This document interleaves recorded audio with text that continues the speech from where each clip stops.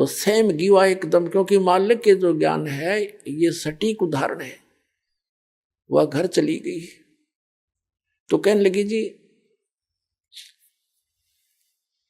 फिर उसने कहा परमात्मा से, फिर दूसरा प्रश्न किया कि मुझे भगवान कृष्ण साक्षात दर्शन देते हैं, मैं उनसे बातें भी करती हूं। परमात्मा ने कहा बेटी तू अपने कृष्ण जी तो पूछ लिए, ये देवता है, ये झूठ नहीं बोला करते, सच्ची बताओगे तेरे को।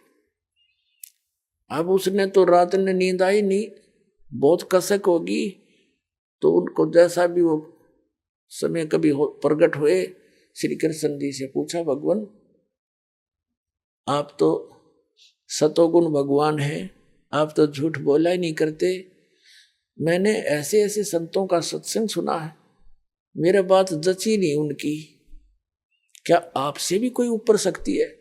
तो श्री कृष्ण जी ने कहा मीरा वो शक्ति है, लेकिन वो हमने भी ना मिली, उसकी ट्राई करने की कोई यूज नहीं, हमने खूब सिर पटक लिया, वो देख उसका कोई अता पता नहीं लगता।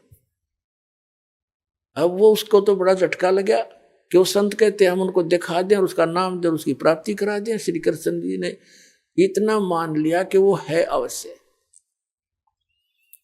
तो वह रात को नींद नहीं आया उस बेटी को। अगले दिन फिर पहुंच गई सत्संग में, वहीं बैठ गई। फिर सारी 2-3 दिन लगातार मालिक सत्संग करते रहे। फिर क्या हुआ, मीराबाई को प्रेरणा हुई कि भगवान मुझे उपदेश दे दो। परमात्मा ने कहा बेटा पहला काम है इस भक्ति मार्ग का प्रथम कदम गुरु होना चाहिए, सतगुरु हो, सच्चा ज्ञान वाला हो। तो मीराबाई ने कहा भगवान दीक्षा दे दो।